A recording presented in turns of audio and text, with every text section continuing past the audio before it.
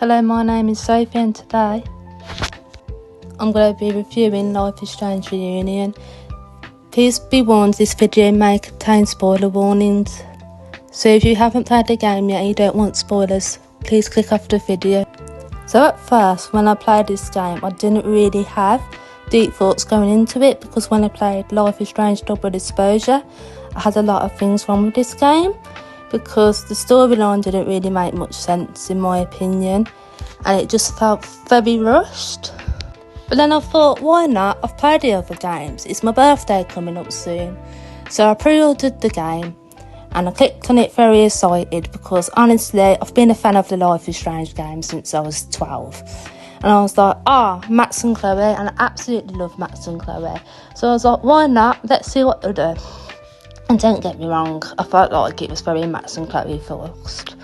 Like, don't get me wrong, I know some people will love that, but you know what, I actually didn't. Because there's choices at the start of the game where it was like, did you romance Amanda? Did you romance Chloe? Did you choose to kill Chloe in Arcadia Bay? Did Chloe live?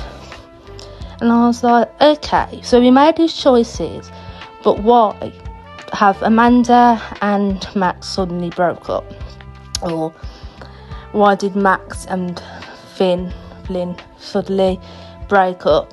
And then there's a part on the boat as well where it's the options like, do you want to hold hands or do you want to kiss Chloe? And I was like, okay, for the people who didn't want this relationship with Max and Chloe and just wanting them to be friends, why later on in the game did they just suddenly kiss?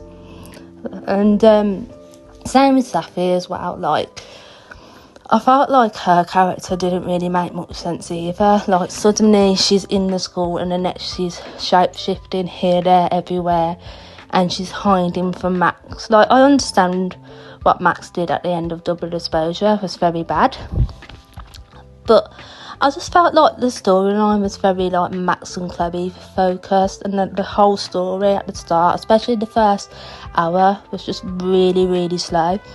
Like, and there was like one main storyline where you're trying to figure out who started the fire. Like, don't get me wrong, I know some of you guys probably like, you want to solve the mystery of who, like, why the fire started. But I just felt like that was just the whole main plot point of the game, and there was like nothing else to it. Because I just spent most of the time just walking around the school, trying to find clues, talking to all the different characters, and then you're playing as Chloe, and then you play as Max, and you're just like, is there anything else to this? Like, what's going to happen next?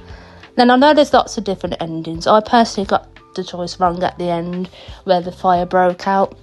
I blamed Safi, and then obviously I blamed the right person for Chloe. But then, like, the fire broke out in the school, and then the bit at the end as well, like, it didn't really explain how Chloe came back. The only Easter egg to the Life is Strange one, in my opinion, was the message with Joyce, and then Chloe having the nightmare where she's in the Arcadia Bay bathroom, and then she's obviously, depending on the choice you make in my game, she saw herself dead. I was just like, you've not really explained how she's back into the world or anything like that. I just was very confused with the storyline, in my opinion. Like, don't get me wrong, it was okay, but it wouldn't be a game I'd play again.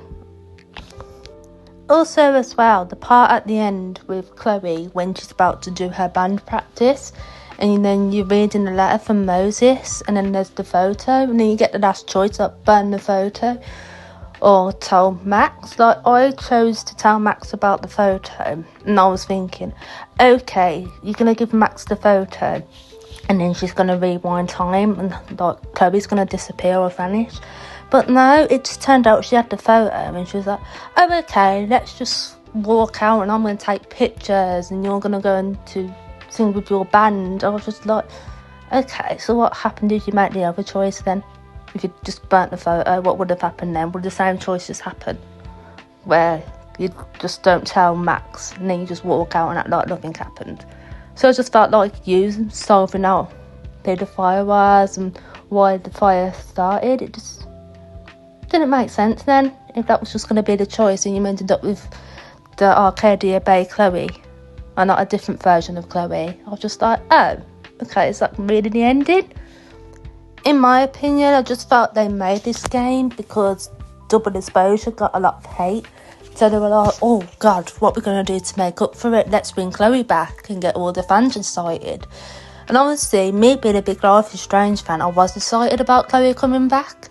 Because I played Before the Storm as well, so I would have loved for, like, Rachel Amber to be more mentioned. Obviously, I know she was mentioned a little bit, but I would have loved it if there was, like, flashbacks we didn't see before of, like, Max and Chloe's friendship, or like Rachel and Chloe. Like, obviously I know there was Life is Strange Before the Storm, but things like after that, before Rachel died, or stuff like that, or like, I don't know, you have like a little scene with Joyce where you're sitting down at the table and you're like, Mum, I don't know how I'm in this world, but I need to tell you something. And like Max opens up about her powers as well. Like, I know Roman got mentioned as well, like he's a director, but I was like, why wasn't Nathan Prescott mentioned? Why wasn't Mr. Jefferson mentioned? Like, it's just really weird. Like, literally, I just spent the whole game walking around the school and going to the turtle bar, trying to solve who started the fire, and then at the end the fire happened. Then you find out Moses has the picture. Chloe told Max, and then you end up with Chloe anyway, and then Sophie in my game shot herself. I'm just like, this game is not making sense to me.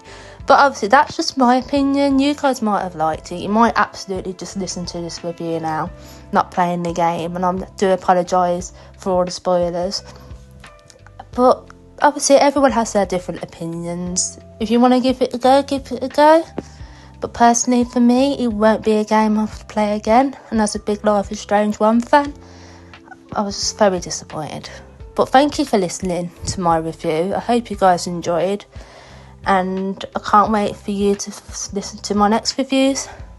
Thank you for listening.